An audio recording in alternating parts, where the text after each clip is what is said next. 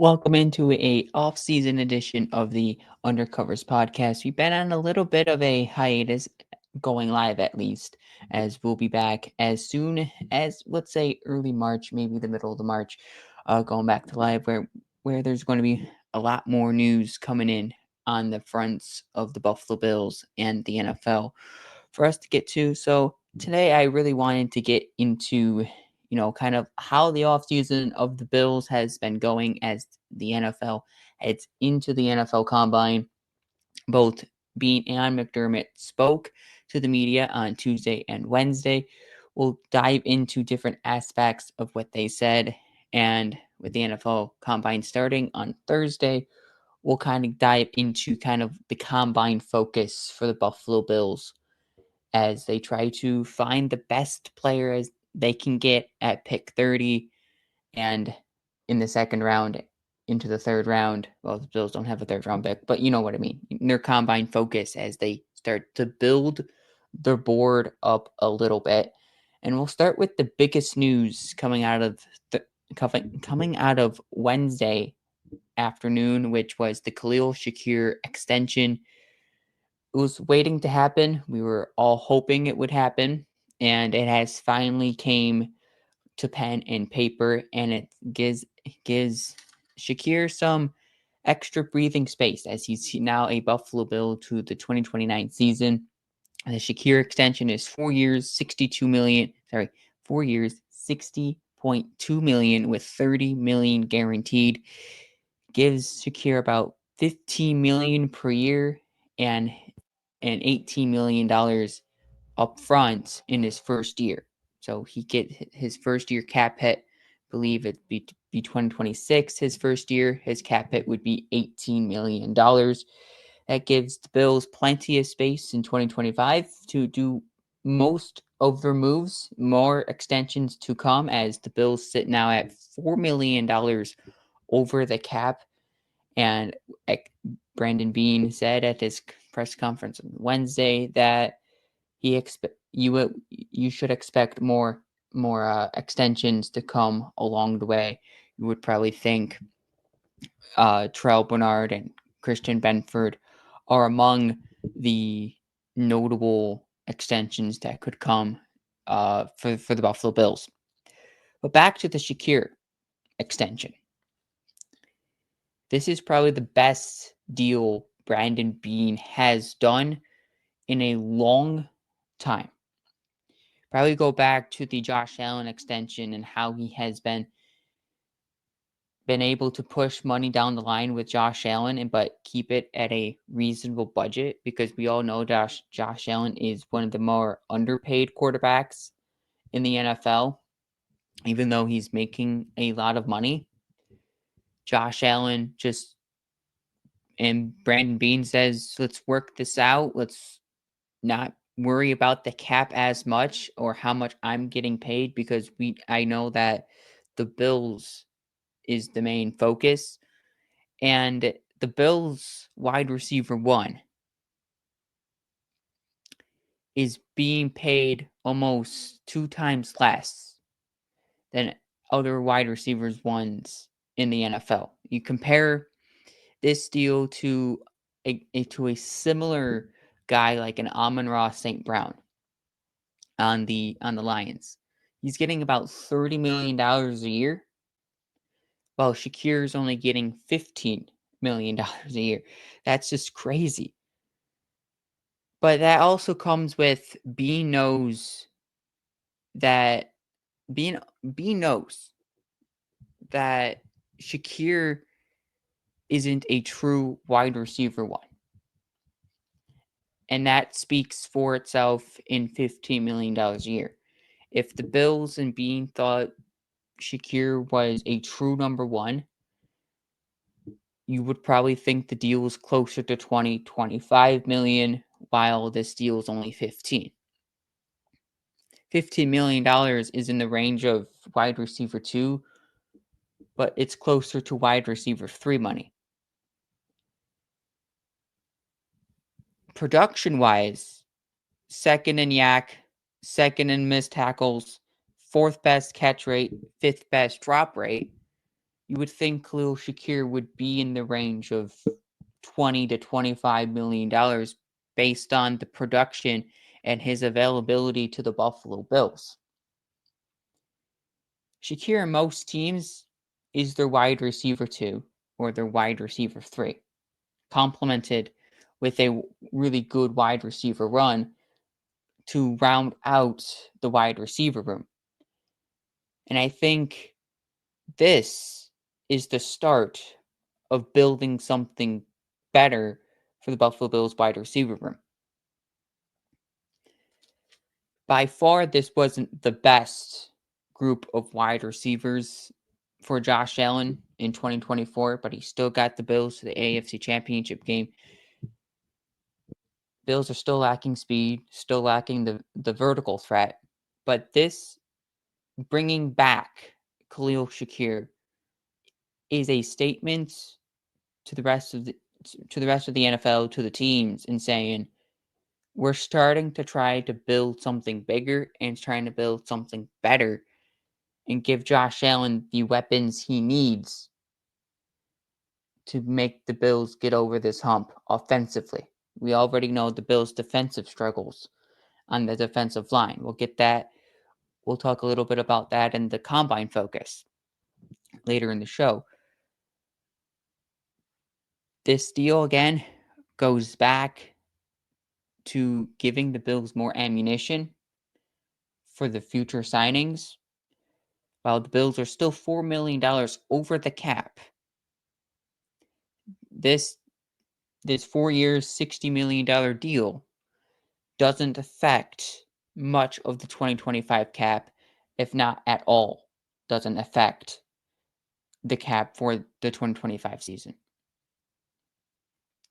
Which is great on Beane's part, knowing that now the Bills have more money to use in this offseason to, sign another wide receiver, to maybe use that cap to trade for a Myles Garrett or Max Crosby, or even try to trade up for another.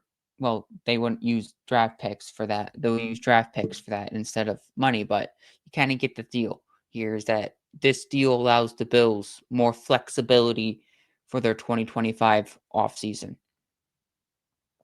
And remember, he's only 25 years old.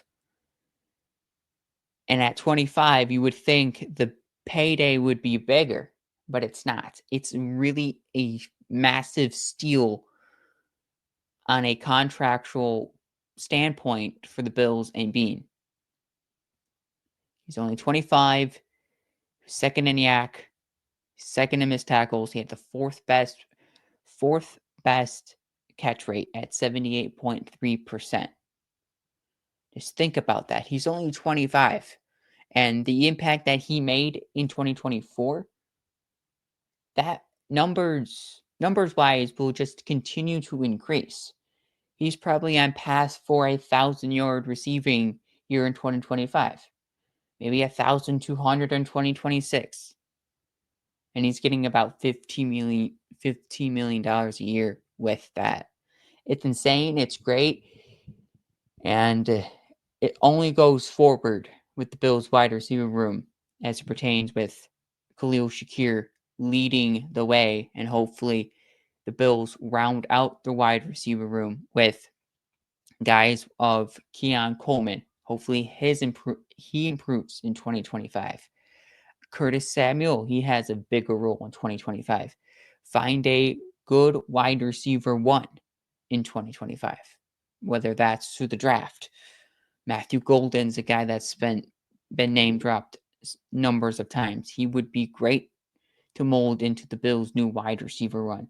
There's wide receivers like T. Higgins that's out there, probably not going to happen, but similar guys like that would take the step and improve the Bills' wide receiver room to complement Khalil Shakir.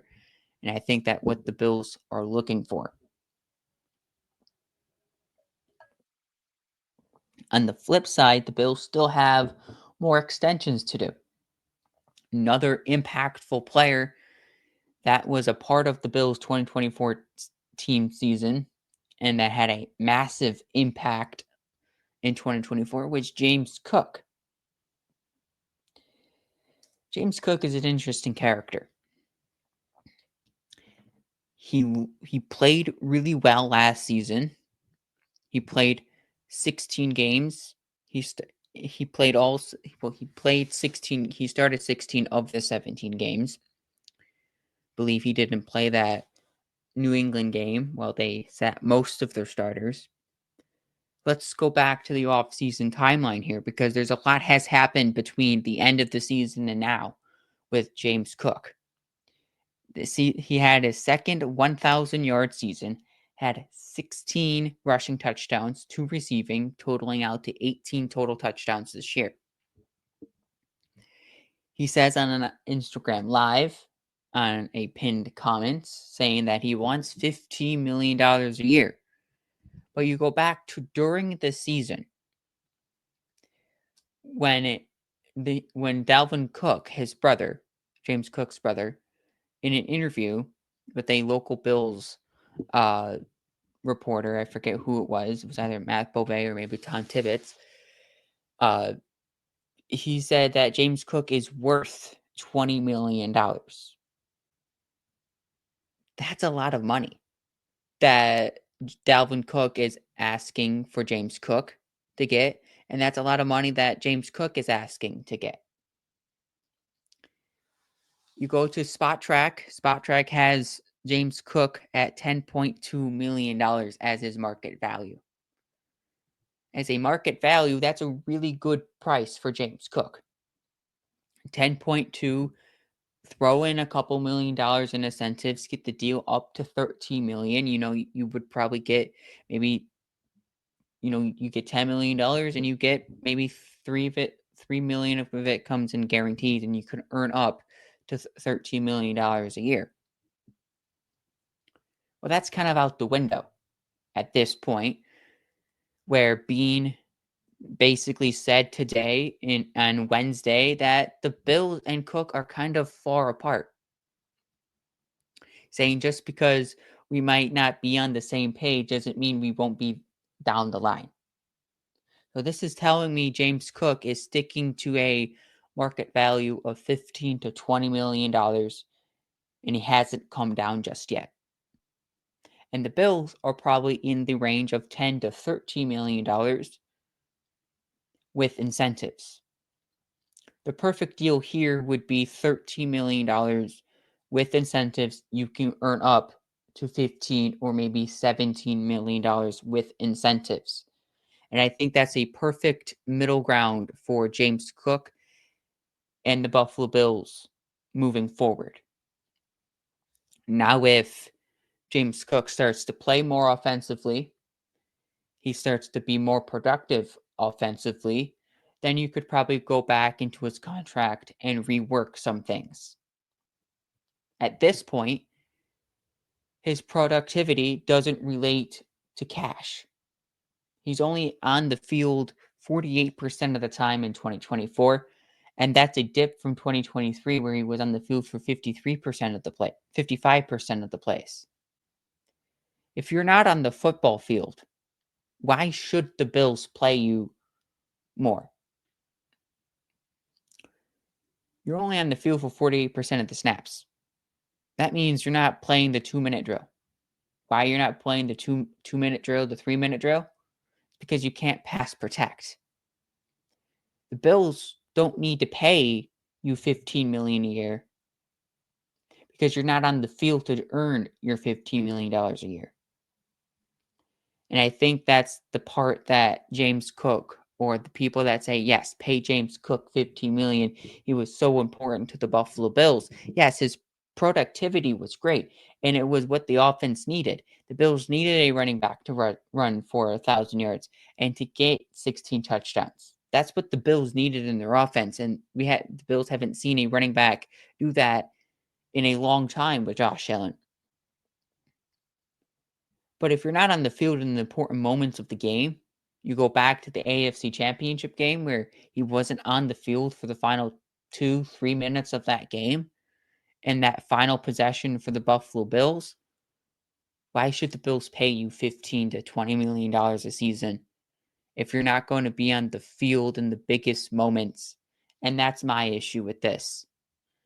With $15 to $20 million as your market value range is I'm not paying a running back that can't be on the field in the biggest moments of the game. And they have to revert to Ty Johnson, who can pass protect and give the Bills more of a running back that can go out and pass catch than James Cook. Not saying James Cook isn't bad to bring back. I think James Cook would be a massive guy to bring back for the Buffalo Bills, and I think the Bills need to bring back James Cook. But not at the price he's asking right now. If it comes down, yes. If he continues to stay at $15 to $20 million as we get closer and closer to the season, well, I think the trade talks will start to pick up just a little bit, because I don't think the Bills would bring back James Cook if he's still just stuck at $15 million a year. Because I don't think the Bills think that, as it pertains to Brandon Beane in his press conference on Wednesday, that the Bills and James Cook are not really close to each other in terms of money.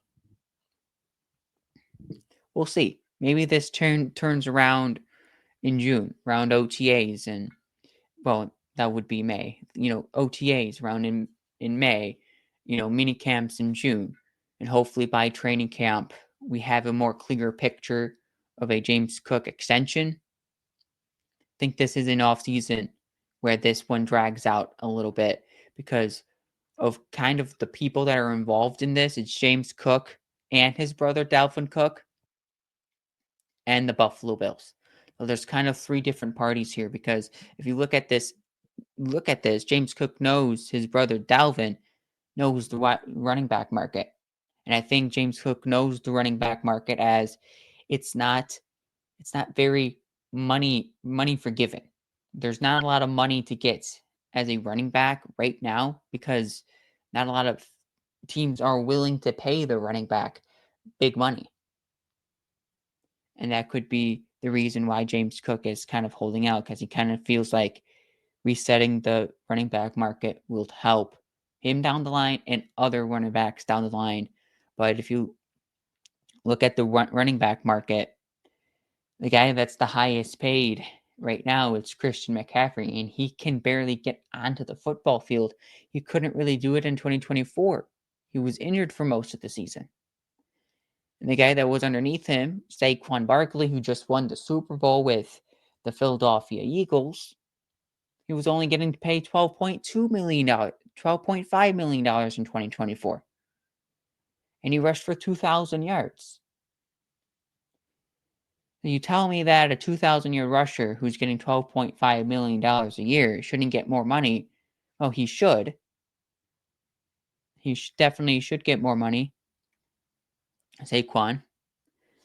But that doesn't justify James Cook, because James Cook, even though he can rush for 16 touchdowns, over 1,000 yards, he's just not on the field as much as Saquon, who's getting about 70-80% of the offensive snaps, while James Cook is closer to 45-50% of the snaps. Now let's head over to Sean McDermott and kind of his comments on Keon Coleman here. I labeled this as Sean calls out Keon. And it was kind of a call out during his Tuesday press conference. He called Keon Coleman's first season rocky. Basically pointed that it seemed that Keon Coleman's mentality heading from college to the NFL wasn't the greatest. Keon felt that the transition to from college to the pros would be easier. And it certainly wasn't. His first half of the season started slow, and then he gets about the midpoint of the season, right around the Tennessee Titans and Seahawks game, where you saw what Keon Coleman could be. And I think he was on pace for almost 1,000 yards. And as he should have gotten at least 1,000 yards if he didn't get hurt in the Miami game. And then when he came back about 4 or 5 weeks later, Keon Coleman was a ghost. Respectively, he was just non-existent in the Bills' offense. When the Bills threw it to Keon Coleman, he dropped it. When the Bills targeted Keon Coleman once in a while, it just wasn't the big flashy plays. He wasn't getting a lot of yards. Wasn't much separation, as we already know that he's just not good at getting separation. There was a couple plays. You go back to the Jets game. We had that awesome catch for a touchdown. That's perfect. That's what the Keon Coleman we want to see. But other than that touchdown he had against the Jets, Keon Coleman really wasn't a factor in the Bills' offense down the stretch and into the playoffs. And the Bills could have used Keon Coleman in that way in the playoffs, being that outside threat that the Bills really need out of Keon Coleman. I thought we were going to get in his first season, but it just didn't work out because he just wasn't mentally prepared for this season. Sean McDermott says it takes a certain drive and determination and fire in their heart. And it's going to be Keon's turn to show that he has it in him this offseason. Basically, he's putting the ball in Keon's court. He's saying, hey, your first season was subpar. You had poor mentality. You didn't have the fire or determination because you thought going from the college level to the NFL level was going to be easy, and it wasn't. And you got gobbled up out there. You just wasn't effective. So now the ball is in your court, Keon.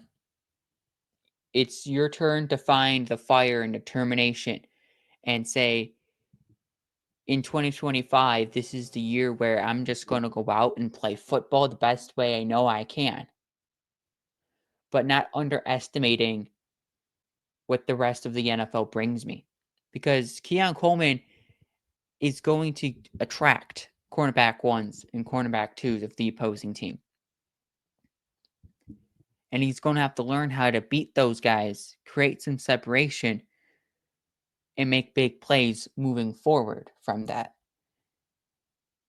And that's where we saw Keon a lot times in this final half of the season where he was facing cornerback ones and cornerback twos. Sometimes he was facing cornerback threes and he was just getting stuck and jammed at the line consistently. Well, you didn't have to fight. You didn't have the fire or the determination to get better from that. And now it's in your court. This kind of speaks to me as the Bills kind of feel like they're giving Keon Coleman one more season to show that, okay,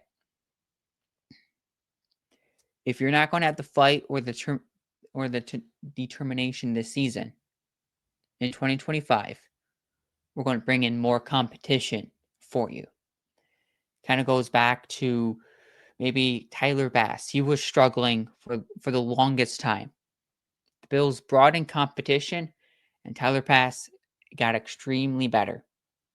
Well, it's time to bring in some competition for Keon Coleman, even though he's going into his second season.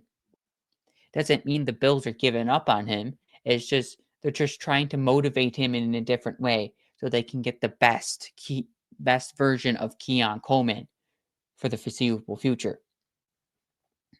Because Keon Coleman has a long, great career ahead of him.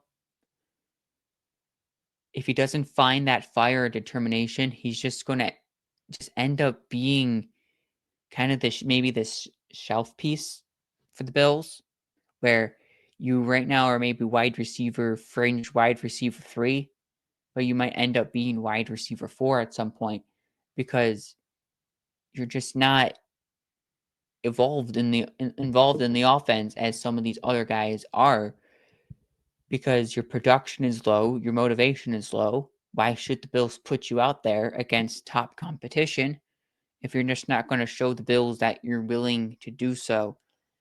And I feel like this offseason, he will do that, and he will get better, and he will learn from that, and we will see a different Keon Coleman in 2025.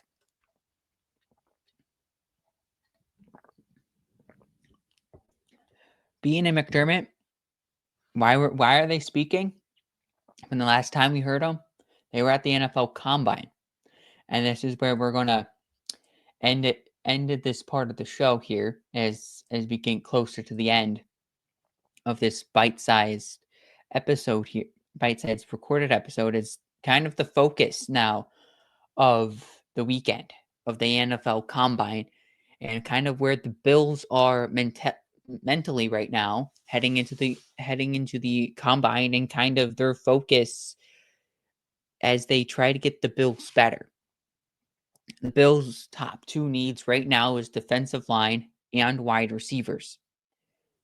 Defensive line for some is the bigger need, and for others, wide receiver and that speed/vertical threat guy is the most important to you. And I think both are as equally as important to one another. If you look at both the wide receiver class and the defensive line class, they're two different classes than what they were last year. Last year, you had a deep wide receiver pool, and the Bills only got Keon Coleman out of it. This year, the defensive line group is super deep. I would say it's probably from the first round to maybe the fourth-ish round, probably to the tail end of the third round. Bills don't have a third-round pick, but there's many avenues the Bills can go down.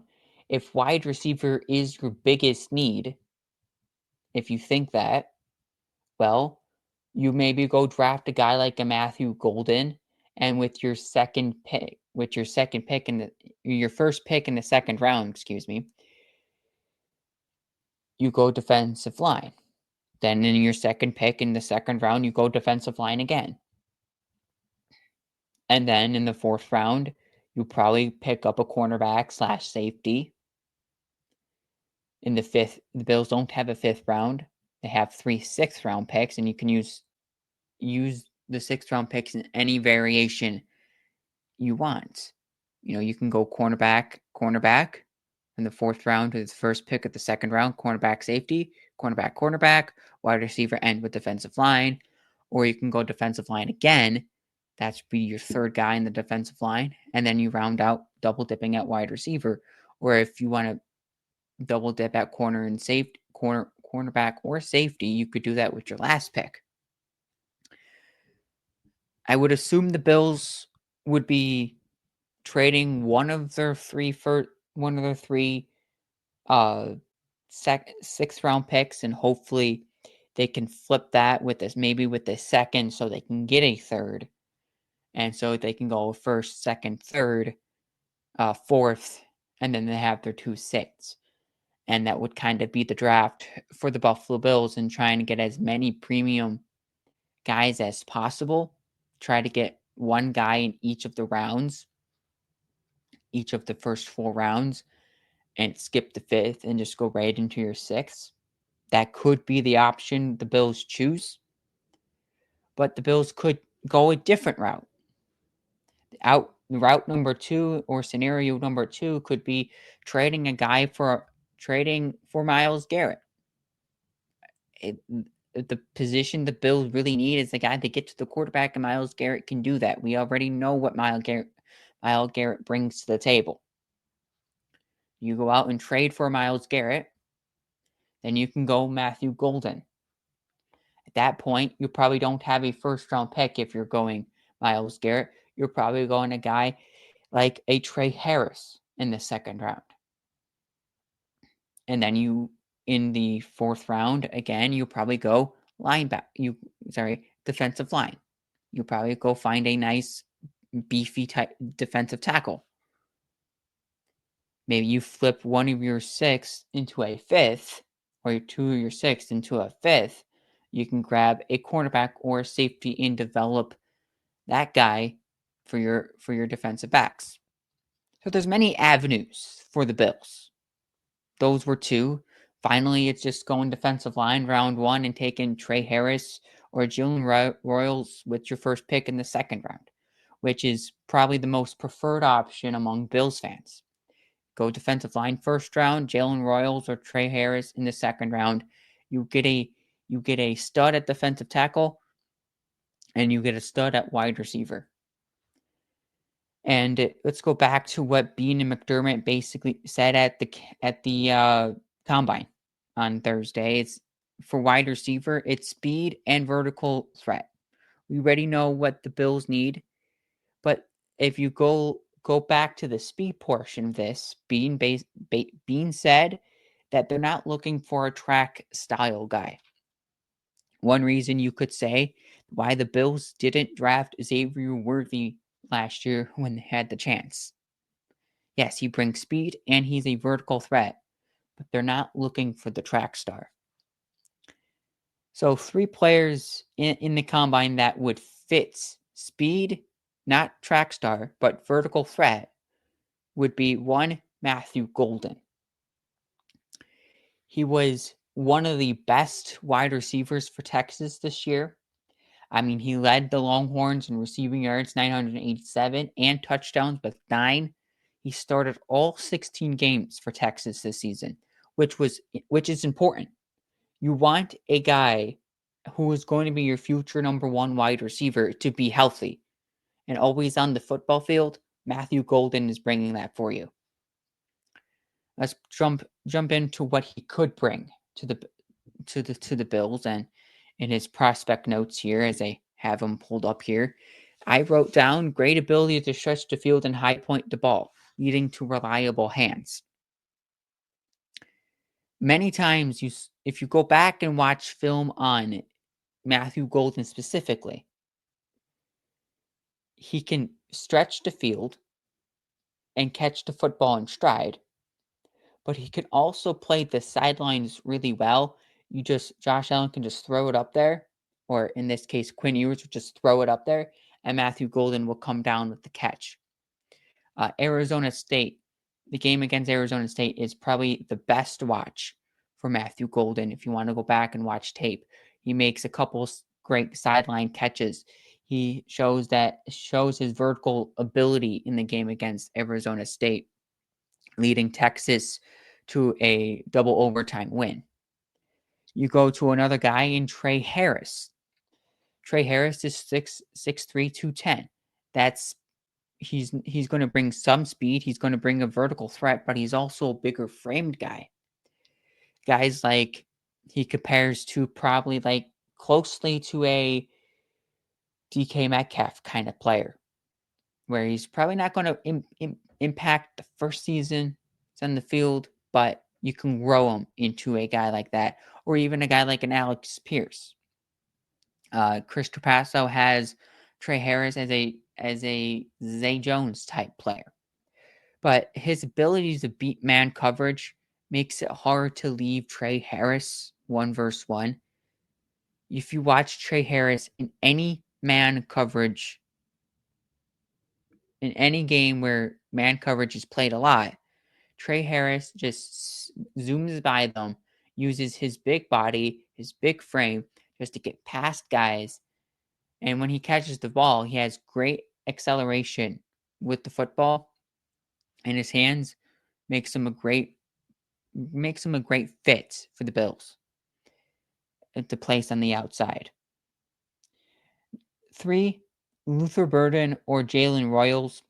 I have more on Luther Burden than Jalen Royals, but these are kind of similar type receivers, but Jalen Royals plays more of the outside than what Burden does. Burden plays a lot of his snaps in the slot. I think Luther Burden, if you want to take Luther Burden, it would be in the first round. Would probably have to trade up a few spots to get Luther Burden. But his comp is, according to Lanzerline, is Garrett Wilson. I would be fine with a Garrett Wilson type player on the Buffalo Bills. To me, I feel like he's a perfect Curtis Samuel complement. If You draft Burden. He would be great in the Samuel role. There was a lot of times where he was placed in the backfield. There was a lot of times he was used in the slot. 75% of his snaps came from the slots. So Luther Burden is that slot guy. Bills really don't need that because they have Shakir and Samuel currently on the roster. But Luther Burden is the guy that you would throw the football to. You get Yak. You get the deep threat ability because he is quick in space and he has great speed off the line. So you can line him in the slot or you can line him outside and he would do the exact same thing. Speed guy and just gets down the field with ease. Jalen Royals is the same. He's good off the line and he's going to bring the vertical threat ability. I'm going to have to watch more of Jalen Royals during the combine on Saturday when the wide receiver goes. Finally, let's go to the defensive line here really quick.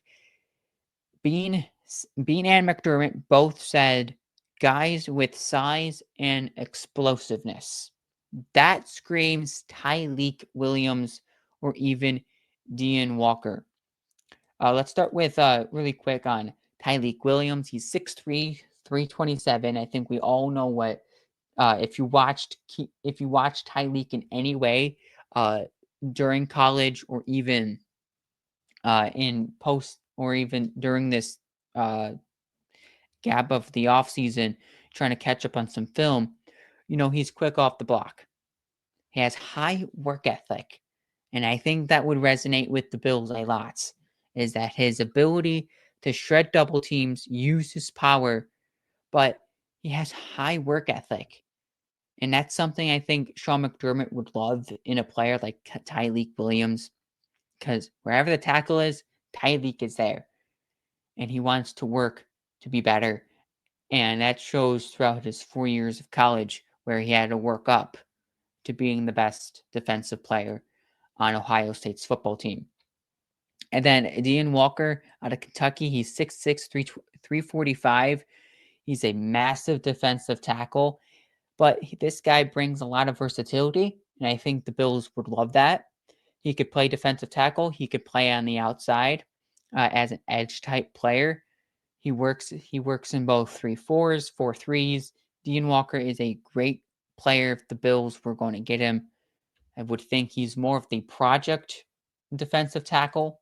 If you're thinking about drafting a project-type player, that would be Dean Walker, the guy you would want to develop into something more in the future. He does struggle a little bit and is a little inconsistent against different types of players on the offensive line.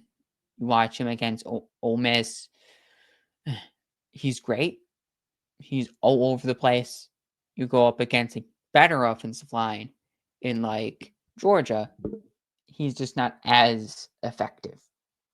And that's something the Bills will look long and hard on the defensive line is we need guys to get through the offensive line. Can you do it consistently? And we'll see where the Bills think of Dean Walker. We tackled 4 different things, all in the course of about 45 minutes here, which was great timing. Probably see more of this as we go through the offseason, more shorter, bite-sized content, even though this was a little longer. But stay tuned. There's a lot to come through the Undercovers in the offseason as we will do lives as much as possible during the offseason as we're, again, still on a little offseason break as there's just not much to talk about currently right now. We're in the dead period of the offseason, so it's a great time to step back from football just a little bit and focus on some other things, and that's currently a state of this and giving you this long form-ish piece of content to get you ready for the push of the offseason as this weekend is the NFL Combine, is on the NFL Network Thursday, Friday, and Saturday. The tagging period, I believe, starts about a week from Wednesday, I think. I think it's the 3rd of March. Somewhere in there. I think it's like that 3rd of March, 4th of month might be a week from Tuesday, but we'll see. It's about a week away. And then the week after that is obviously the new league season, and free agency opens up on the 13th. I would expect right around the 11th or the 18th, where would be our first official live back as we enter the stage of the off season. Lots of signings, a lot of news to come around the Buffalo Bills, as they also did extend Alec Anderson for another year and brought in several new coaches. In the next video, we'll get into some of that. We'll get in some of the combine things from the combine and the Bills' new coaching hires. And if there is another extension between now and the next video, we'll definitely cover that. So thanks for tuning in to a recorded edition of the Undercovers podcast. See you next time.